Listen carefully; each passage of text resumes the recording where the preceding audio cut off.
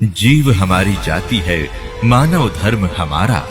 हिंदू मुस्लिम सिख ईसाई धर्म नहीं कोई न्यारा।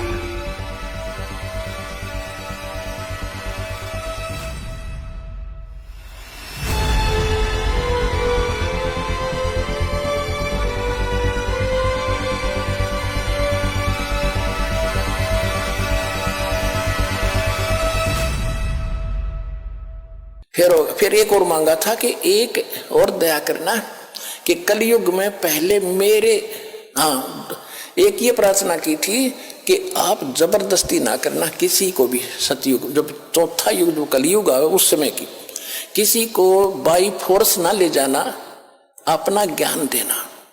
आपके ज्ञान को माने वो आपका और मेरे उस ज्ञान को माने वो मेरा। परमात्मा बोले तथास्तु, ठीक है। मालिक को मालूम था जब मेरा ज्ञान नहीं समझ में आओगा तो मुझे मानेंगे कैसे, तो पहले ज्ञान दूंगा उनको जाकर के। फिर कहा कि पहले मेरे दूत जावे, मेरे संत जिनको मैं संत बनाकर भेजूं, और बाद में तेरा दूत जावे, तेरा संदेश वाहक जावे। परमात्मा बोले ठीक है तथास्तु, ठीक है भाई। अब फिर यो कहते हैं ना, फिर जब गर्द लगकर बच्चा सुखी खड़ा हो गया, कहने लगा जोगजीत जब तुम कलयुग में जब कलयुग में ये जीव पहुंच जाएंगे ना, इनको ऐसा कर दूंगा, ये भक्ति योग नहीं छोड़ूंगा। कलयुग के अंत में, कलयुग में नाना प्रकार की पूजा इनके फट कर दूंगा। देवी देवल पूजवाऊं, देवल मान मंदिरों में मूर्ति बनवा के, और तीर्थ व्रत झूठे जब तब मन लाऊं। अर्जाइयो जोग जीत संसारा, जीव न माने कहा तुम्हारा, जीव तुम्हारा कहा ना माने, हमारी ओर हो बाद बखाने। तुम्हारे विरोध हो जाएंगे, मेरे वकील बन जाएंगे, वाद विवाद करेंगे। अब परमात्मा बोले कि ये तू अपना काम करना, जो मैंने वरदान दे दिया। फिर कहा कि पीछे मैं भेजूंगा अपना दास।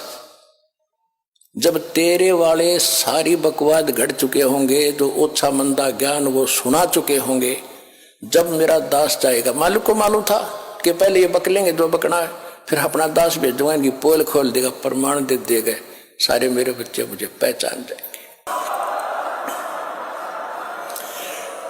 तब परमेश्वर ने कहा था कि चौथा युग जब कलयुग आई, तब हम अपना अंश पठाई। कहते हैं घर घर देखो बोध विचारा, सतनाम सब ठोर उचारा, और काल फंद छूटे नरलोई, सकल सृष्टि परवानी खोई। पूरा विश्व मेरा दीक्षित होगा, मेरे मंत्र का, मेरे जाप नाम का।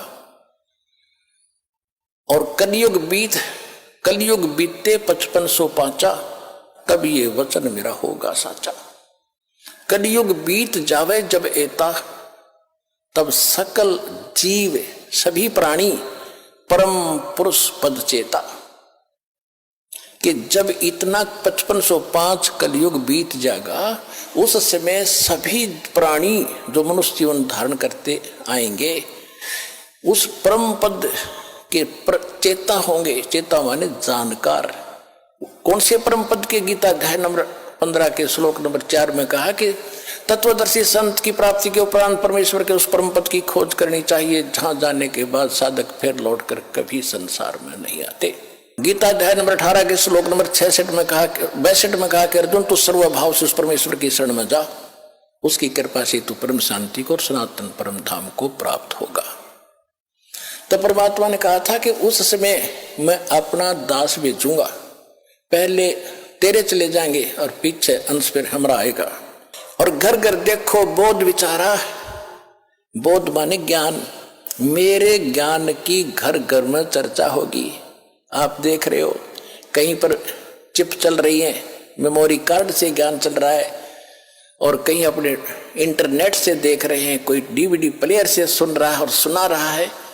अब ये कैसे फैल रहा है परमात्मा का वो ज्ञान, जो इस समय 5505 कलयुग बीतने के बाद शुरू होना था। कलयुग 5505 सन 1997 में बीता, उसके बाद से ये सारा प्रचार आपके सामने है। 1997 में इस दास को परमात्मा ने आज्ञा दे दी थी, बेटा खोल दे पिटारे को, भंडारा खोल दे, समय आ गया है, सारा प्रचार कर दे। उसके बाद 1999 में दयाकरी दाता ने एक छोटा सा टुकड़ा करोथा गांव में आश्रम दिया। वहां फिर प्रोजेक्ट लगा लगा के भगवान के बच्चों को दिखाने लगे। पहले गांव गांव में विरोध हो गया हमारा, क्योंकि हम सच्चाई बताऊं, नकली गांव गांव में ठग बैठे हुए विरोध करवा दे, जनता को भुका कर, झूठा है, कपटी है। लेकिन भगवान का वचन था, इसलिए फल गया। अब शिक्षा पर बात आई थी। पहले हमारे पूर्वज शिक्षित नहीं थे, इसलिए भगवान को पहचाना नहीं।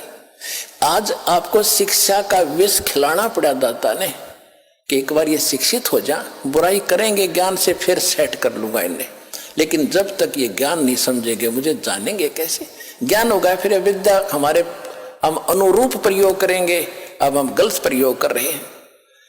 तो इसलिए आपको शिक्षित किया है। इसने कैसा जुल्म कर रखा है। आप जब इस ज्ञान से परिचित होकर फिर सामान्य जीवन जीवोगे, तब पता चलेगा कौन सी आग में जल रहे थे और कैसे परमात्मा ने शीतल जल छिड़क दिया इस तत्व ज्ञान का और सत्य नाम और सार नाम का। तब तुम्हारा कल्याण होगा, सारा संसार भगवान की भक्ति करेगा।